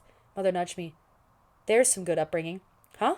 Are you okay? She said, reaching over to touch my forehead. You're all flushed. I am? I felt my cheeks. Guess I'm a little warm. Take off your jacket, she whispered. Oh, yeah, no, I'll be fine. Scott returned to the podium and resumed his speech. He told of how he began to take a camera with him everywhere, even to physical therapy sessions, where he documented the painful recovery process. I got so obsessed with my camera, my therapist asked me to leave the damn thing at home. Sorry, that says darn, not damn. I think I said this last stream, but there's definitely times where I'm reading and my brain just fills in words because my eyes go faster than my brain does. Or my eyes and brain go faster than my mouth does. Okay. I got so obsessed with my camera, my therapist asked me to leave the darn thing at home so I could focus more on the actual therapy than on the images of the therapy, he said. Near the end of his senior year, he put together a montage of photos depicting his shattered hockey season. Unbeknownst to him, Mr. Johnson, the yearbook faculty advisor, entered it into a statewide photography contest. One day, I got a notice in the mail that I'd won $150, a new camera, and a chance to participate in a summer photography workshop in the cities. I almost threw it away because I didn't even know I'd entered. Scott paused and pointed to the back corner of the cafeteria. If you want to see the original montage, it's back in the corner, along with pictures from the summer workshop. I didn't have to carry those with me. My parents still have them hanging in their family room. He chuckled and shook his head as if embarrassed by his parents' pride, but he added quickly, although it is not my best work, it may be my most important, because it changed the whole course of my life. Scott went on to describe how he got a scholarship to Fulton, and he spoke of the training he received. He experimented with a broad scope of photography techniques as well as subject matter there. But no matter which direction his education took him, he found he gravitated back to human subjects. Capturing people's diversities and complexities with a lens continually fascinates and challenges me, he said. My new studio in the cities is a portrait studio. My goal is to capture a person's personality and spirit with my camera. So sometimes I photograph them while we're talking or while they're doing something they enjoy, whatever it takes to get at their core. One of my first customers was a guy who loved to volunteer his time at a homeless shelter downtown. I followed him one day when he was serving and took a ton of shots of him in action. Watching him give his time and energy really got me thinking, what was I doing to serve my community? Could I possibly use my passion for photography to give back in some way? I approached the director of the shelter to see if I could come and take pictures of anyone who wanted one taken, free of charge. She loved the idea. I went back one Saturday and spent the entire day taking portraits. It was a blast, sobering at times, but still super fun to interact with the people. When I came back the next week with their developed portraits, the people's responses were amazing. Some of them wept, some laughed, some just grabbed their picture and went into a corner. One guy said it was the first picture he had ever had of himself since elementary school, besides a mugshot. I still go back once a month, and I've branched out to a couple of hospitals and one inner-city school. Some of the most valuable experiences of my career thus far have been those shoots. He pointed to a far wall. A group of photographs over there at the end of the wall are from my volunteer days. I hope you'll pay special attention to them. He finished with a short spiel about his photography school and invited us to pick up the flyers laid out next to the coffee and refreshments. Teacher went to the front to lead us in a round of appreciative applause for our speaker. She encouraged us to mingle, linger, and enjoy. Mother, Mrs. Wilson, and Mrs. Grant gathered their purses while we chatted about Scott's talk. Out of the corner of my eye, I saw Teacher approaching our table, the new boy and his mother close behind. I'm glad I caught you all together, she said when she reached our table. I'm sure you want to go see Scott's work, but I wanted you to meet my new neighbors. This is Sandra Bradley and her son, Ben. They just moved back into town to care for Sandra's father. Ben is in your grade, Pearl, and he's also an eager young artist, so I thought it would be great for you two to connect. Sandra grew up here. Her dad owned the car dealership in town. He was the one who used to paint those fabulous pictures on the huge showroom windows for every sale and every season. Remember those? Oh my, yes, Mrs. Grant said. Those were marvelous. She says the artistic gene passed her by and landed on Ben. Teacher added, but I've seen her knitting projects, and if that's not art, I don't know what is. They are remarkable. Aren't you selling them through a catalog? Sandra Bradley answered, and gamely fielded some more of the group's questions about her knitting. I wasn't really paying attention. His name was Ben Bradley, and he was standing right next to me. My mind wasn't functioning too well. Mother prodded my elbow and suggested, Pearl, why don't you take Ben over to the displays? You young people probably won't want to check out the photographs. We'll be right behind you. My mouth went dry. I managed an audible okay before departing from the circle of adults. Ben Bradley followed me silently. I was glad I'd worn my jean jacket. I love this. This is a great development in this story. Okay, I think I'm going to read one more chapter. Chapter 14, Seeing Things. I approached the back corner of the cafeteria, acutely aware of the human walking behind me. When we reached Scott's high school montage, I screwed up enough courage to speak. Is it okay if we start here? Ben came alongside me, his eyes focused on the photographs. Sure. We stood before the montage for several minutes in total silence. Want to see some other stuff? Said Ben. I shrugged. Sure. We ambled in silence past more of Scott's work. We wove around other viewers until we reached the end of the wall. At the corner, we faced the last set of photographs. These are the pictures from Scott's volunteer outings. Each photo's label told the specific location where it had been taken. We both slowed our pace. Scott was right. These photos were different. This one is cool, Ben said, pointing at a picture of 3 small boys. They were seated on a cot at a homeless shelter, arms around one another and grinning from ear to ear. Each one wore an identical pair of Superman slippers. They must have been brand new. Shredded wrapping paper and empty boxes lay on the floor beneath them. Joy glowed on their faces. They don't look very old, I commented. Nope, maybe 4 or 5, Ben said. We stared at those boys as they seemed to stare at us. It's neat the way the photograph pulls you in and sort of tells a whole story. Makes me wonder about those boys' lives. Do you think they're brothers or maybe cousins? They look alike, don't they? Totally, I replied. Why do you think they're in a homeless shelter? Good question. Our thoughts spilled out, and we shared with an ease that surprised me. We didn't talk about ourselves, just the photos, but I found out a great deal about Ben Bradley. He was kind of shy, but he wasn't afraid to express his opinion. He listened to my thoughts. He had a quirky sense of humor. He enjoyed art. And on top of all that, he was even cuter up close than from across the room.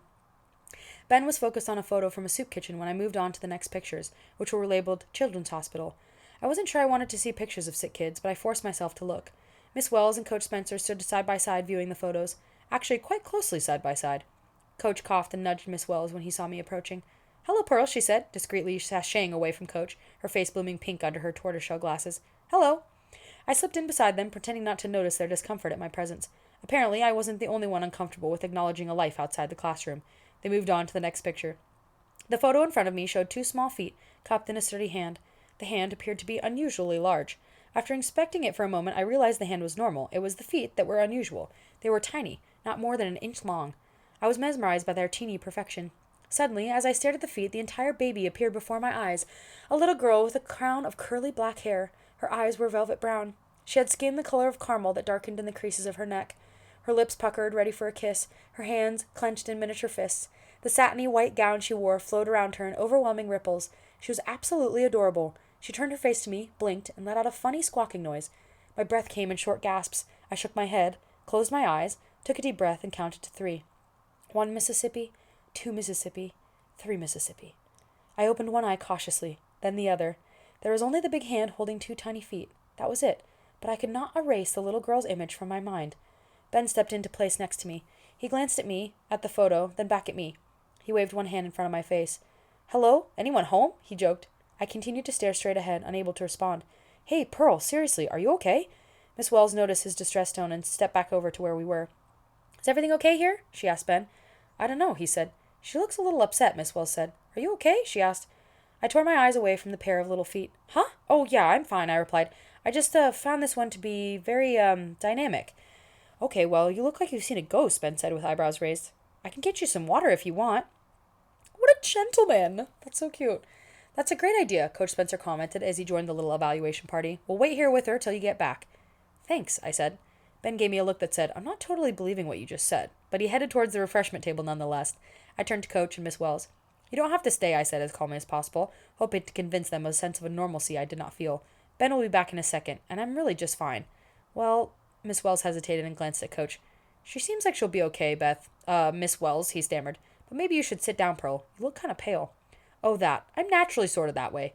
Are you sure you'll be okay? Miss Wells asked. Totally, for sure. She looked at Coach. He shrugged as if to say, what can you do? And took her by the arm as they moved away. Had I not been so baffled by my own situation, I might have counted the revelation of their friendly relationship as one of the most interesting tidbits of the evening, but it paled in comparison to what I had just seen. I took a few deep breaths and tried to erase the vision in my head of the baby girl in the white satin dress. I decided to move away and view other photographs, hoping to fill my mind with new images. The next picture was a large black and white photograph. In it, a petite hand wrapped around the pinky finger of an adult hand. Then it happened again. The full baby appeared. Clothed only in a diaper, he had rosy skin and fuzzy strawberry blonde hair that stood straight up and shot out in all directions. The eyes that peered at me were deep blue, almost purple. With his free hand he reached out to me, imploring me with those eyes to extend my finger for him to grasp. My hands flew up and covered my face. I shook my head and blew out my breath. 1 Mississippi, 2 Mississippi, 3 Mississippi, 4 Mississippi, 5 Mississippi. I lowered my hands and peered over my fingertips. Only the little hand wrapped around the pinky finger remained. But I knew who the hand belonged to. I had seen him. He was precious. Pearl, are you okay?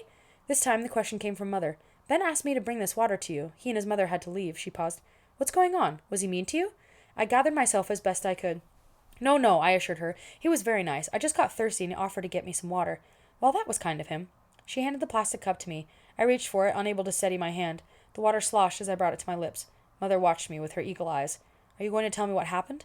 I realize Ben Bradley is an attractive young man, but I think you may be overreacting. I gripped the cup with both hands, trying to control their shakiness. No, it's not him. It's these pictures. They're so intense. They sort of hit me between the eyes. Yes, they are intense. I can see how you might have a strong reaction. She paused and looked at the pictures, as if caught up in viewing them. Without turning back to me, she continued her inquisition. Is that all? Nothing else? I chewed my bottom lip. How was I to tell her that her daughter was seeing things? I sipped my water. Mother maintained her position, face forward. Can I tell you once we get in the car? I said. She nodded slowly. Okay, we can do that, but I think it's time to go right now. We headed back across the cafeteria to the exit. Thankfully, the path to the hallway was clear. I swallowed the rest of the water and pushed the cup into the flap of the garbage can near the exit. We spoke to no one, not even each other. My mind seesawed back and forth between the photographs and the visions in my head. One was as real as the other. I went through the motions, getting into the car, shutting the door, buckling my seatbelt, all on autopilot. Shivers ran through my body under my thin jacket. Mother started the car and cranked up the heat. We headed out of the parking lot toward home. She was the first to break the silence. I had a very pleasant conversation with Scott Stewart and his mother. She and I have served on the hospitality committee at church through the years. Scott graduated right between Susan and David. I remember watching him play hockey when David was a sophomore. We used to sit on those frigid bleachers together, all bundled up. Remember? Kinda. I remember when he got injured. One finger tapped on the steering wheel as she drove. Such a disappointment for him and his teammates and coaches. But obviously, God had another plan for his life. I knew he had gone off to a design school out east, but I wasn't aware he had moved back to the cities. She hit the blinker and we turned left down 7th Street. He asked about Susan and David, although I would say he was a bit more interested in finding out about your sister than your brother. I guess she and Scott worked on the yearbook together back in high school. He gave me his number to pass along to Susan. I guess I'd better call her. She was always so busy these days, but it might be nice for her to take a break and catch up with an old acquaintance. What do you think? Maybe. She was trying to draw me out. I knew the emotions and thoughts pent up inside me would gush out once I started, but the floodgates within me were still shut up tight. We pulled into the driveway. Mother shifted the car into park, but kept it running. She turned to me. Do you want to talk here, or do you want to go into the house? Something is clearly bothering you.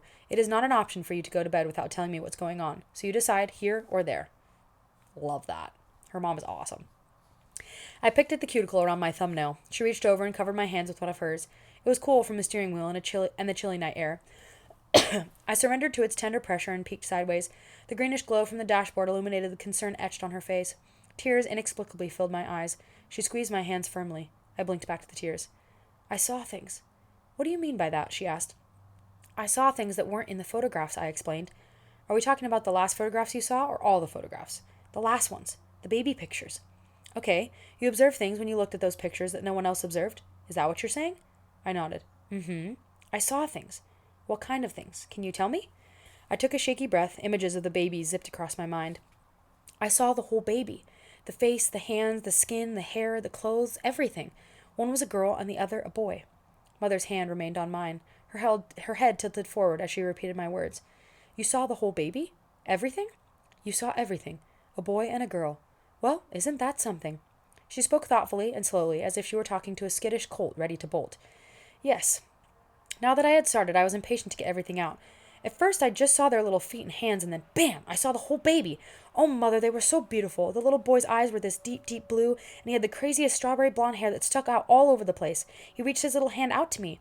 The girl's hair was all curly and black, and her eyes were the color of milk chocolate. She was all dressed up in a shiny white dress that was about 10 sizes too big for her.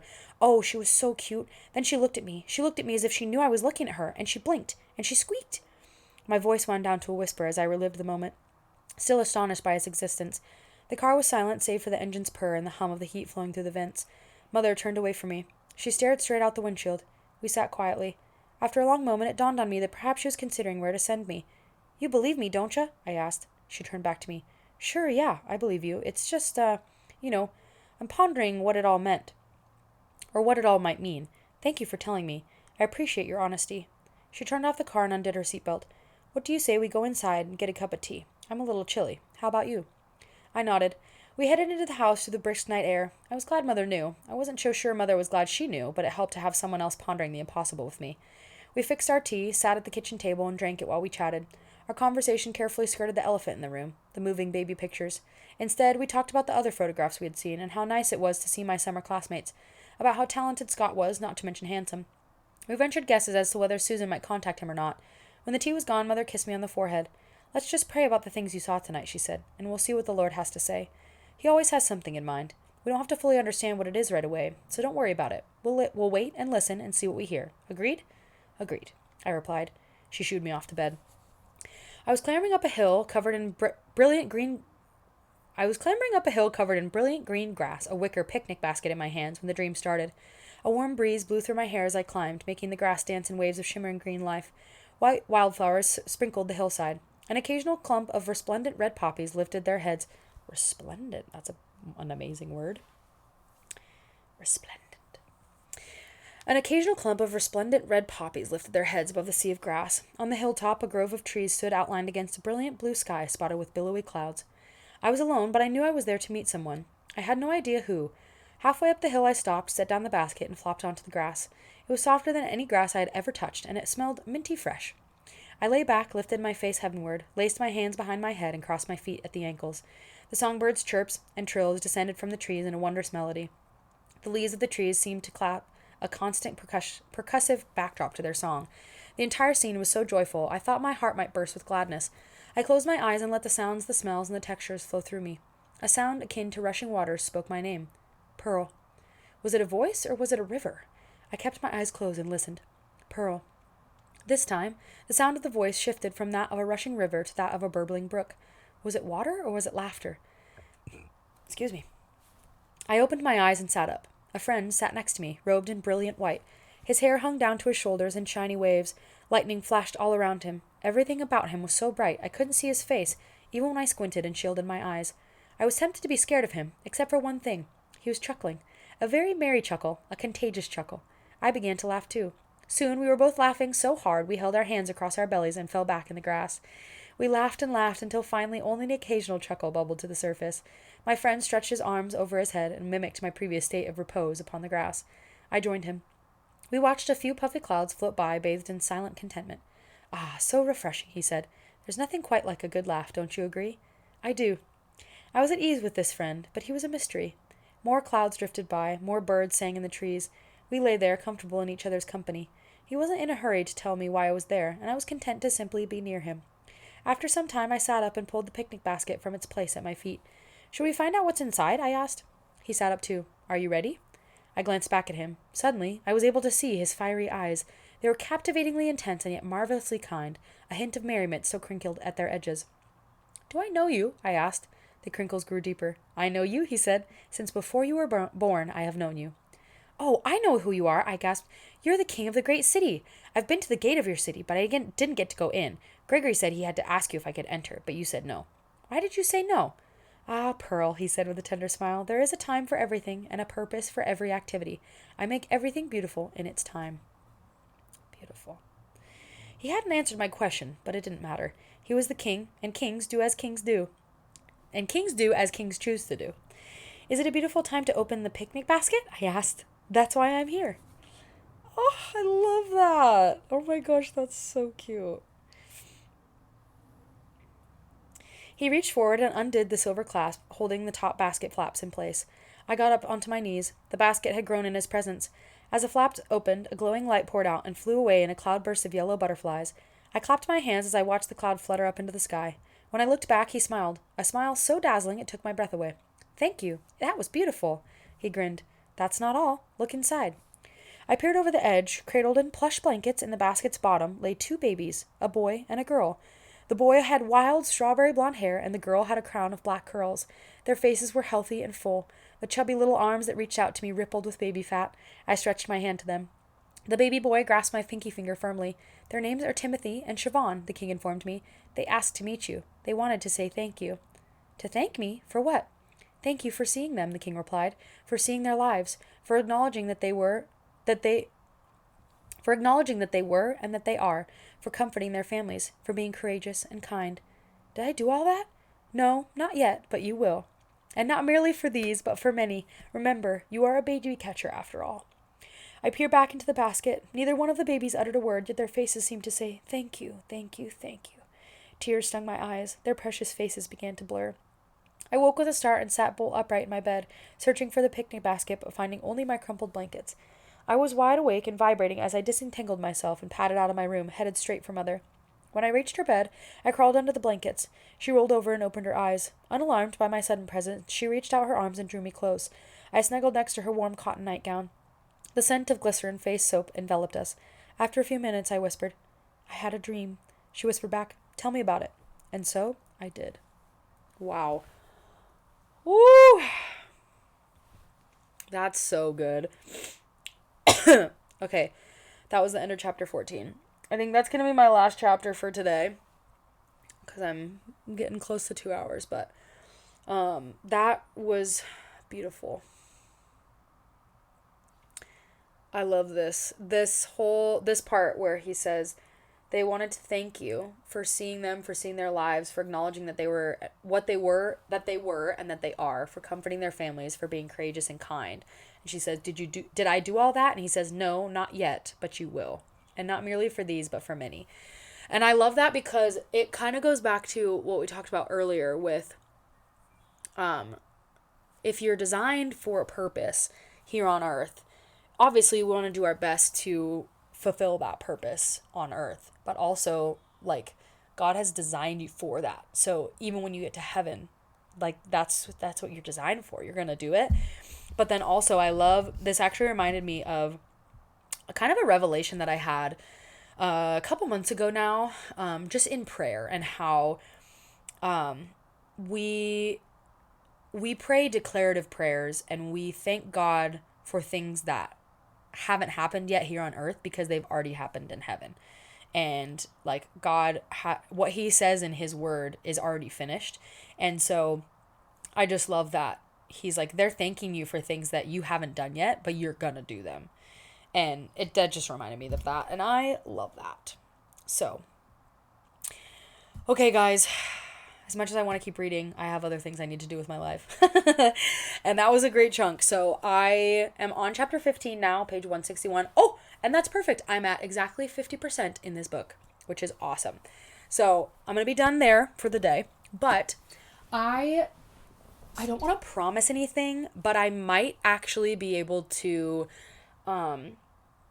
stream another time this week, because I will have a lot more time on my hands because my boyfriend is out of town all week. So I'm going to be here alone, and I still have some stuff in the evenings to do, but I might have a little bit more downtime. So I might stream again. So I will try to keep you guys updated. If you guys want to follow along and interact with me more outside of just the stream, I have an Instagram, time-to-laugh.34. I have my YouTube channel where I just basically post YouTube shorts of the clips, and I'm trying to edit down and make these into like highlights and then post them on YouTube like longer form content so you can go back and rewatch. And then I have my Substack, which I'm going to be posting another article tomorrow. So if you want to subscribe to that, it'll get sent directly to your email, or I usually post a link to it in my Instagram. So you can follow me on Instagram. And then Spooky Tech so graciously created a Discord for me. So I will put the link to that in my Twitch channel. And then I also put the link already in my Instagram. So if you guys want to follow me on any of those different things or just connect with me, feel free to do that in any of those. And I hope you guys have an incredible week. And I will definitely see you next Monday, but I might be able to stream another time this week. So hopefully I'll see you there and I'll keep you guys updated. Bye, guys. Have a great one.